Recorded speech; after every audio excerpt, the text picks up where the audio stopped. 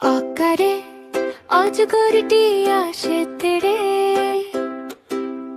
আকারে আমটি আমি খাপড়ে।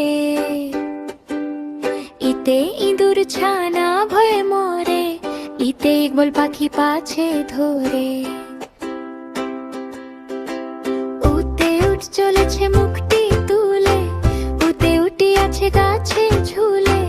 ঋতে ঋষি মশাই বসেন